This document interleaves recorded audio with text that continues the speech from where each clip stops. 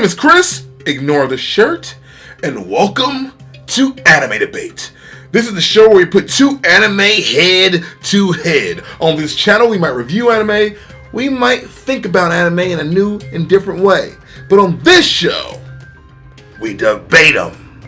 We're putting two anime that might have similar themes, similar writers, producers, whatnot, and we're making them fight.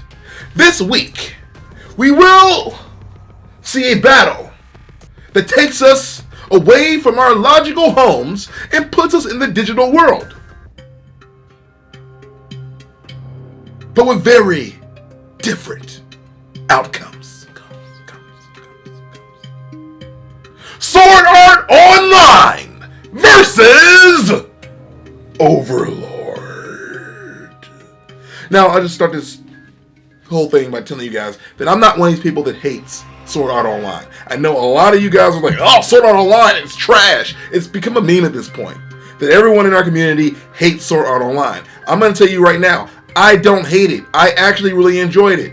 I know there's that weird narrative change that happened, but it didn't ruin the experience for me. When I first started watching this show, I enjoyed every single bit of the ride. Kirito is a great character to me. He does not bother me whatsoever. I don't care that he's overpowered. If you are someone who plays a lot of video games and you get really good, you get overpowered. I have friends right now who play like hours upon hours of Call of Duty or hours upon hours of Monster Hunter, and now they're really good at it. When I go on a mission with those guys, literally they're doing backflips, jumping in the air, cutting things down, doing all the things that I cannot do. I get decimated. But the fact is that they're better than me because they put more time in than me. So when you find a character that is going to be overpowered, it doesn't bother me because they earned their way to that overpowerment. Again, the narrative change may have been more people's problem, but also hear a lot of people saying that the main character is OP, and that's an issue too, but I don't think it's true. I don't fall in that line. So if you don't get down with that line of thinking, you may not like this review, feel free to check out my other reviews here on the channel. Look around, you'll find something you like. I make lots and lots of videos. Trust me.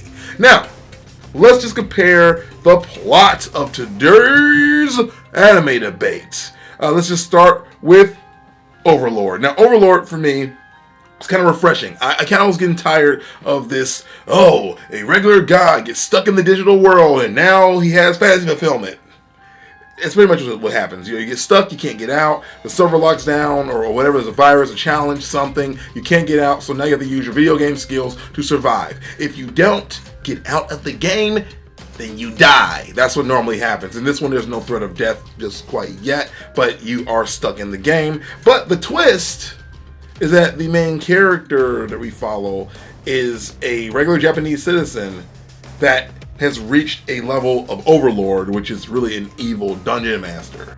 And it's kind of cool to see it from the evil side of things, because normally you have a regular, just, street level character who goes around and does stuff, and he's like, yeah, he's a good guy, he's gonna beat all the bad guys, beat all the monsters. Well, this guy runs the monsters. This guy runs the tower. This guy is an evil badass. And in his predicament, his favorite MMO is getting shut down, and he wants to spend the last moments that he has with it while he still can. But then something happens, we don't really know what. Something happens, and he is now stuck in the game, but his NPCs are now more like real people and have actual emotions and conversations, and he's like, I don't know what's going on. In his head, he's still human, but he still has all of his abilities, all his powers. They all think of him as the evil Overlord. None of them know that he's human, so he tries to hide that fact and has to kind of act in a sense. So he's pretending to be this evil Overlord, while meanwhile he's just a regular guy. And so you get these split personality moments where you'll see him go, yes, we'll defeat them all, but then in his brain he's like, I'm so scared, I'm afraid of boobs, like that kind of thing.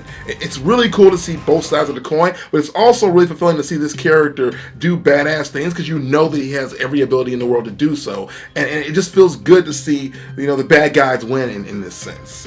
Even when he's first challenged in the show, the challenge is nothing to him. The challenge is like, yo, you think you can beat me? Well, you haven't seen anything I can do. And he does all this cool stuff, and it's amazing. It's funny, this show's been around for a while. I never even knew it existed, to be honest. And now that Hulu and Netflix both have it, go figure, I've been watching episodes because I need more anime in my life. So, you know, I've been really digging into it, and that made me think about the last time I did a video like this where I compared these type of series. Think like Log Horizon versus SAO, and I'm like, you know, I really do miss the video game, you know, Wish Fulfillment series. So that made me get back into it. So, of course, now we have to go over to the side of Sword Art Online and describe the plot. So, Sword Art Online is all about what I basically described earlier. A kid gets stuck in a video game, he gets challenged, and if you die in a video game, you die in the real world. He is OP'd, he goes on journeys and adventures and to basically just try to get to the top of the game and figure out how he can get everybody out and reach his real world. Now, the little twist here is that there is a weird there's a weird like genre change in towards the end of the show that everyone hates, and I will agree it is kind of sloppy and weird, but it doesn't ruin the show for me. I don't know. I don't want to spoil it if you haven't seen Sword Art Online, but I mean, essentially, he somehow gets married, gets a daughter. His harem kind of disappears, becomes him obsessing over a girl, and that's all I'll tell you for now. But the plot of the show is still pretty solid, and the way they pull it off works really well. There is definitely a lot of relationship drama. There's also definitely a lot of action and a lot of growth you see the characters go through as they go on their journey. I don't know why people hate this so much and why it's become a meme, but it just has. If you want to let me know down below, I'm all ears. So that's really the plot. And if I'm going to compare the two, just because, you know, it is a trope now and a meme, I still can't say that it's a bad plot. Especially when Sword Art Online came out, it wasn't this saturated. I mean, it had been done by Dot Hack, it had been done by Log Horizon, it had been done in some ways by Digimon, in minor ways. But even ReZero has this same thing going on. But it's still just done, I think, at one of its better forms. I think Log Horizon definitely takes it to the top level, but in comparison to Overlord, I feel like there's some empty moments. You know, I think there's some things that really could have been fleshed out better. I like that they took this different turn on it, but they really were just turning what was already created on its head, which isn't hard to do. So for that reason, I'm giving the plot to Sword Art Online. You'll get over it. Let's move on to characters. Now, for me, this is a big part. So, I'm not going to name any characters by name. I'm just going to get straight down to the skinny of the build of all the characters in the show. So, with Sword Art Online, you have a lot of characters. You have some side people. You have relationships. You have people that they're dating. You have the villains. You have the monsters that are barely even really given any kind of characterization. You don't really have a big baddie that you care about as much. It's more about the journey to get to wherever you're going. And the characters you come across, they do matter a little bit, but not substantively. They don't really, none of them really stand out to me. And they do actually ruin the character that was previously super badass by making them really just more of a April O'Neil type. I'll say that as someone who just gets in trouble and gets in the way. And that sucks because that character was really strong. And to be honest, the protagonist is OP, but the protagonist is also kind of a avatar for the rest of us. And so if you look at him, you can see yourself. If you were ever in that situation, you would do the same things for the most part. I never saw myself going, "Hey, what are you doing? Don't do that." I was always like, "Yeah, I'll probably do that. Yeah, I'll probably do that. Yeah, I'll probably do that too." It was hard to really just like hate, our main character. But let's switch it over to the side of Overlord. Now, Overlord, we have a dichotomy of a guy who's pretending to be evil, who is really a regular person, and then you have his NPCs who are all, like evil, but they're all really loyal, and they have a lot more, I guess, depth, and even beyond depth, they have even more endearing moments. Like you have their comedy, you have the harem elements where they're like, "Oh my God, I'm in love with you, but I'll fight you and I'll kill you if you get close to him again." Like you had some harem elements over Sword Art Online, but they weren't these like, you can tell that they care. It was kind of like, "Oh, he's cute and he saved me once. I love him." It was very shallow. The characters in Overlord, you just get to see more and more as you play the game, I guess you want to call it that, but as you watch the show, more and more becomes unveiled, and that keeps you intrigued because you want to know more and more about these characters the longer you watch, because you're like, I want to know really where they came from and other NPCs, but there is more here than that. And even our main character still remains somewhat mysterious to all of us, and that keeps something intrigued. And because of that, I'm going to give the character designation over to Overlord. No pun intended. I mean, I care more about what's happening with these characters, and I was really excited to hear there was a season 2 that is currently on Hulu. and probably Crunchyroll, wherever you may watch anime. But yeah, I am so excited because I'm like, yo, I want to know more. I want to dig more and more and more into these great characters that have been put upon us on a platter and said, hey, thou shalt eat.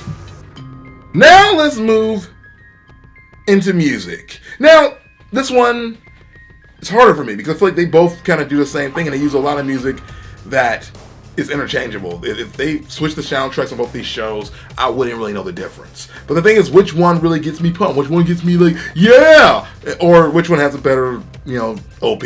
Let's call it that. An OP, if you don't know, is not only overpowered, it's also the opening. That's what it means. So, which show has the theme or that just makes you really want to like, I want to watch this. And I tell you, it's Overlord. Overlord's theme is just a breath of fresh air for me, for anime, because I'm used to a lot of the same old, and this one, again, does a really cool thing where it's like, yo, we're taking on a different kind of adventure, a different kind of journey, and you can feel it, and you can see it, and it's visual, and it's audio, it's audio? Yeah, I guess, whatever. Autorial. It's just really cool. Now, it's not one of those things where you can listen to it again and again and again. If there's an option to skip the opening song, you will probably do that after a while. But that happens with pretty much any show. It just gets grating on your nerves. You just can't do it like, oh my god, this song. Oh, there's not very many like anime openings I can say that I can listen to for hours and hours and hours. So for that reason, of course, we are giving the music designation to Overlord. Totally tubular. All right. Now let's move on to animation. Now, Overlord is produced by Studio Madhouse, who makes some of the best animated features ever. But for me, I feel like for some reason they got kind of lazy here.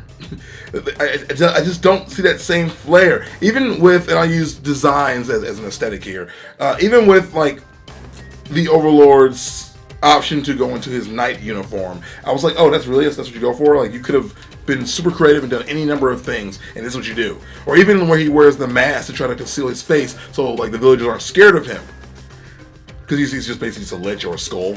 I don't know. I'm just like, I wanted more creativity. I even wonder like often what's underneath his cape. Because there was a point in the show where one of his, let's call him one of his harem ladies, wanted to sleep with him, and I'm like, how's that gonna work? He's just bones. Is that gonna work? I don't know. Maybe you'll find out. You gotta watch the show. I'm not trying to spoil too much for you guys. Anyway, I just feel like the design choices here, and even the fact that they use a lot of limited animation, I feel like there's not as much cool stuff or as much like artistic chances being taken. And yet I look at one part of Sword Art Online, and I think it's a style that stands up. While it is atypical, especially when you go into Sword Art Online 2, it still feels like they took some chances and tried some different things with the battles. When they have even the characters walking on their journeys, it feels like you're really immersed in a true world. And maybe it's the way it's designed, maybe it's the way that they use space, but it just feels real for me. It feels like that's what it would be like if I was stuck in a video game, because everything isn't endless. But maybe that's just me. So for that reason, in the fluidity of animation and everything in between, we're gonna give the art/animation award. Would you like your award, sir? Yes, to Sword Art Online. Now here's my favorite portion of this. This is the action/comedy award, because both these things appear in most shonen anime, and especially in this genre. So it appears on my list. Sometimes, other times it doesn't. When there is a drama, like say Erased, you don't really get in a action or comedy, thought piece. But you do here. So both of these shows, how they do with comedy, how they deal with action. I'll be honest, the action in Overlord was like almost nowhere to be found for the first few episodes. It was kind of like, okay, we're just kind of getting this guy's head. But then when he actually does fight, it is awesome. It is breathtaking. When the fights actually kick off and it gets deeper, you're like, wow! On the side of Sword Art Online, you feel the same way, but then they start kind of do this thing where they do a time lapse where they don't really show you the fights. You just kind of just know he's doing awesome stuff, and then they just kind of throw you back into the fray. And while it is cool, it's not that same wow factor that you get in Overlord. As far as comedy is concerned, I think Overlord handles that much better as well. The comedy is really like more of a situational of sorts, where you're like, oh, okay, if I was there, I'd probably feel that way too. Or like what would I do in this situation? You laugh at the awkwardness or the nervousness of it. As far as Sword Art Online is concerned, it's okay. It's nothing really to write home about, nothing you really remember. But Overlord, baby. Overlord smashes that like button for the comedy and the action. And that's why it gets the Action Award on Anime Debate. Now, let's do the overall which show is better thing. And I think you guys already know based on the number of awards we've already given out. So, both of these shows have similar plots, or at least come from the same baseline, but only one of them takes it and turns it on its head and really makes it something of its own with endearing characters, an opening that, it could, have a lot more going on, but it doesn't need to, because literally you want to just get to the show. You want to get to the point of it. You want to understand why you're here, and why you are here is to watch the Overlord reign supreme. In the battle of Sword Art Online versus Overlord, without a doubt, Overlord wins. And again, I'm not one of these people that hates Sword Art Online.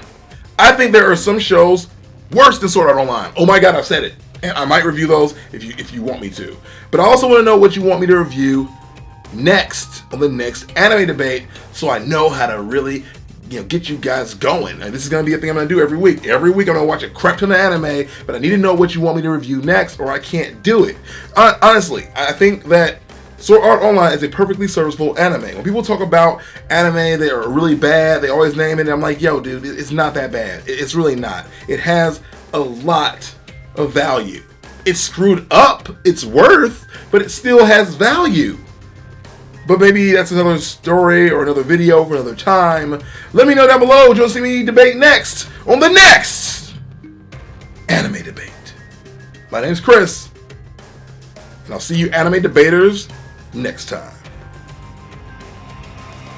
Check out my other videos, because I make at least one a week.